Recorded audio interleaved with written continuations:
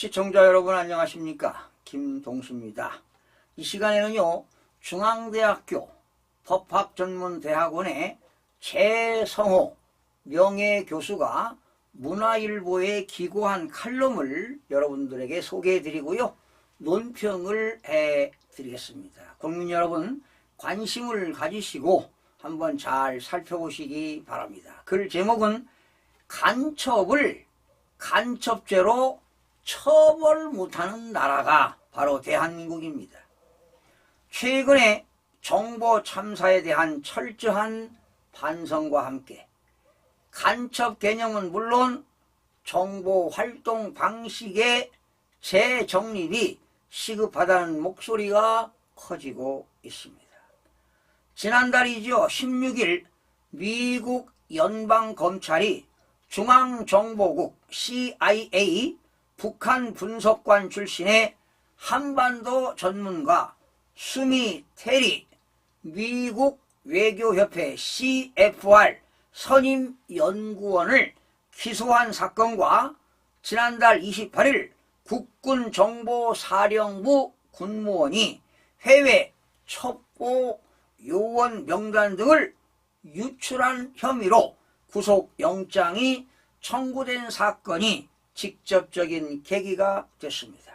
이런 배경에서 조태용 국가정보원장도 29일 국회 정보위원회에서 간첩죄 적용 대상을 적국에서 외국 등으로 확대하는 형법 개정의 필요성을 강조한 바 있습니다.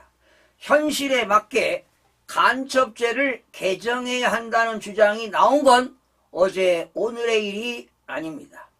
형법 제98조는 적국을 이용하여 간첩을 하거나 적국의 간첩을 방조한 자를 사형, 무기 또는 7년 이상의 징역에 처하도록 하면서 군사상 기밀을 적국에 역시 누설한 자도 같은 형의로 처벌하도록 하고 있습니다.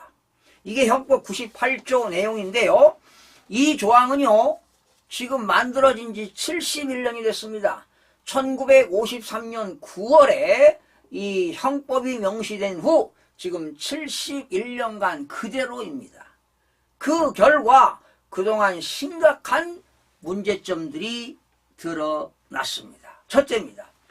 현행 간첩죄에서 규정한 적국의 개념은 선전포고 또는 교전 상태를 전제로 합니다. 따라서 단속 및 처벌의 근거로 삼기엔 현실과 동떨어진 경우가 많았습니다. 예컨대 적국이 아닌 외국 정보기관의 간첩 활동이 당국에 포착되더라도 간첩죄로 다스리기가 어렵다는 것입니다. 둘째, 간첩죄의 적용 대상이 적국을 위한 행위로 한정되어 있습니다. 그 결과 군사, 방위산업, 기밀 등을 우호 관계에 있는 외국에 유출하더라도 간첩죄 적용이 곤란합니다. 지난 2018년 국군정보사령부 공작팀장이 일본과 중국에 군사기밀 100여 건을 팔아 넘겼을 때 이들 나라가 적국이 아니라는 이유로 간첩죄를 적용하지 못했습니다. 그런 탓에 징역을 4년만 선고할 수밖에 없었습니다. 원래 형법의 간첩죄는 사형입니다. 아니면 무기 또는 7년 이상 징역인데요. 셋째입니다.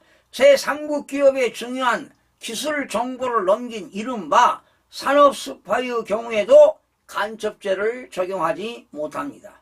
2018년부터 5년간 산업기술의 해외 유출로 인한 피해액이 25조 원에 이르지만 처벌은 솜방망입니다. 실형선고 9명, 무죄선고 29명, 집행유예 36명이었다는 언론 보도도 있었습니다. 이는 핵심 기술 보호가 국가 안보는 물론 국익 수호 차원에서 절실하게 요구되는 포괄적 안보에 국제 환경에 맞지 않습니다. 미국을 비롯해 독일과 프랑스 등 대다수 국가는 자국에 해가 되거나 타국을 이롭게 하는 행위를 한 자에 대해서는 간첩죄를 적용해 중형에 처하고 있습니다. 이는 적국이 아닌 동맹국이나 우방국의 산업기밀을 유출할 때도 외외가 아닙니다. 특히 미국은 1996년 경제간첩법을 제정해 적극적으로 대처하고 있습니다. 우리보다도 잘 사는 이 미국에서도 우선주의, 자국주의를 지금 표방하고 있는 상황 아닙니까? 지금 세상에서는 간첩의 활동 범위가 온 오프라인 가리지 않고 계속적으로 확산되고 있습니다. 일반인도 얼마든지 간첩 행위를 할 수 있는 사태입니다. 그런데도 OECD 회원국 중 간첩죄를 적국에 한정하는 나라는 오로지 대한민국 뿐입니다. 시대착오적인 법 조항 때문에 국가 안보와 국익 수호에 구멍이 뚫렸습니다. 이를 알고도 방치하는 것은 반국가요 무능력, 무책임의 소치입니다. 22대 국회는 외국과 외국인 단체 및 비국가 행위자입니다. 국적 없는 해커도 포함이 되고요. 간첩 활동도 처벌할 수 있도록 속히 간첩죄 조항을 개정해야 합니다. 간첩 섬멸에 여야가 따로 놀아서는 안 됩니다. 자, 간첩을 섬멸하자. 모조리 무찔러 없애자 이런 얘기 아닙니까? 자, 여러분 우리나라에도 지금 국내에도요 산업 스파이뿐만 아니라 간첩들이 너무도 많습니다. 이거 큰일 났습니다. 큰일 났어요. 공공기관, 입법, 사법, 행정에 보이지 않는 종북 세력들이 너무도 많습니다. 특히 입법부, 국회에는 종북 세력, 운동권 의원들이 너무나 많아서 참 국민의 한 사람으로서 걱정이 앞섭니다. 여러분, 자, 이런 상황 속에서 더불어민주당이요 국가정보원을 무력화를 시도하는 운동권 종북 주사파 의원들이 많다는 사실입니다. 여러분, 국가정보원은요 대공수사권이 있었는데요, 이 대공수사권을 지난 문재인 정부 때 2020년 12월에 국가정보원법을 더불어민주당이 밀어붙여가지고 국가정보원의 수사권을 박탈시키고 경찰에 이관했습니다. 그러나 바로 시행하는 것이 아니라 3년간 유예기간을 둬가지고 올해 2024년 1월 1일부터 국가정보원법에 수사권이 없습니다. 없어요. 국가정보원은 간첩 잡는 일이 최고 으뜸이 돼야 되는데 간첩은커녕 수사권이 없습니다. 그런데 이번에 22대에 이기현 국회의원이라고 있어요. 그 친구가 민주당 고양시 병에서 당선이 됐는데 진짜는 떨어졌어요. 가짜로 당선됐습니다. 중앙선거관리위원회가 가짜 투표를 집어넣어가지고 당선시켰습니다. 이거 가짜 국회의원입니다. 그런데 이기현 이 사람이 국가정보법을 발의했는데 조사권도 없애자 이런 얘기입니다. 그렇다면은 자기가 대표 발의하고 16명이 공동 발의했는데 제가 이미 방송도 하고 칼럼도 썼는데요. 16명 중에는 운동권 의원들이 10명이 포함되어 있습니다. 포진되어 있어요. 그래 총대를 매는 거지요. 너 가짜로 당선됐으니까 너 이거 일을 해 하고 국가정보원법 대표 발의해라 이런 거 아니에요. 뻔할 뻔짜입니다. 본인이 알아서 했겠습니까? 저 뭡니까 보좌관이나 비서관이 했겠지요. 다 거기에 관련된 보좌관들이 있을 겁니다. 이렇게 국가가 지금 굴러가고 있습니다. 간첩들이 득실득실해요 지금. 그런데 이 16명 중에 10명이 운동권 출신인데요. 그 운동권 출신 중에는 국가보안법을 위반했습니다. 또 집회 및 시위에 관한 법률을 위반한 전력들이 있습니다. 바로 운동권 정치인들이 무리한 입법 폭주를 통해서 바로 북한의 살라미 전술, 살라미 전술이라고 하는 건 뭐냐? 어떤 목표를 달성하기 위해서 야금야금 대시를 해서 목표를 달성하는 것이 바로 살라미 전술입니다. 살라미 전술입니다. 바로 이런 살라미 전술로 인해서 자유민주주의의 기본 틀을 벗어나는 것 아닌지 의구심이 들어갈 정도입니다.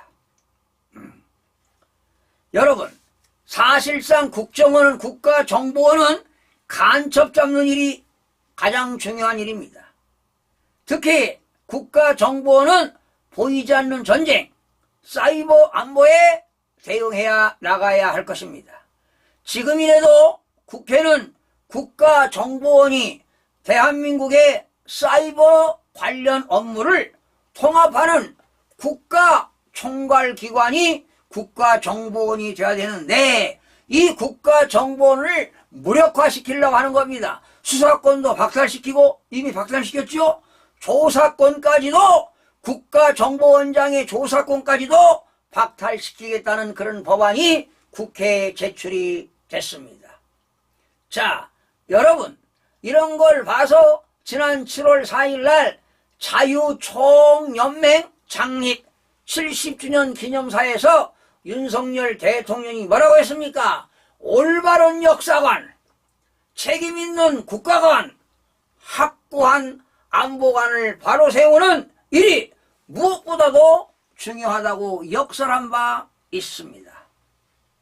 여러분, 국정원은요, 국가안보와 국익에 반하는 북한, 외국 및 외국인, 외국단체, 초국가행위자 또는 이와 관련된 내국인의 활동을 확인하고 견제하고 차단해서 국민 안전을 도모하기 위해서 효율적으로 직무를 수행하는 것이 바로 국가정보원입니다.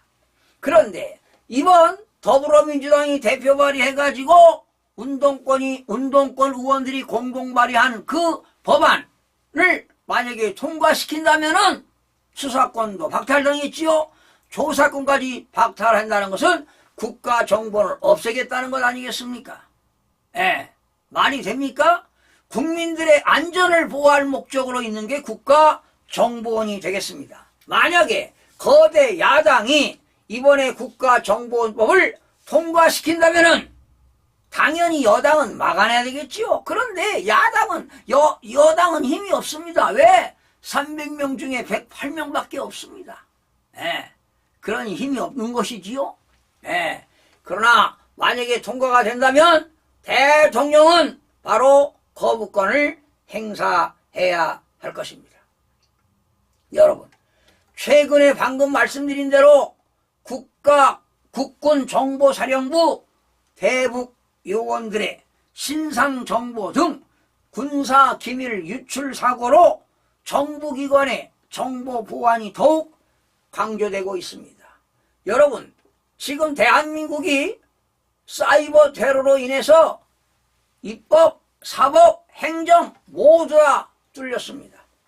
그런데 특히 최근에 3년간 경찰청을 대상으로 해킹을 시도한 건수가 무려 1만 건을 훨씬 넘긴 것으로 밝혀졌습니다. 이렇게 국가기관의 사이버 해킹은 국가 안보는 물론 국민 생명과 안전 그리고 국민들의 재산까지도 직결되는 것이기 때문에 정보 보안이 매우 중요할 것입니다.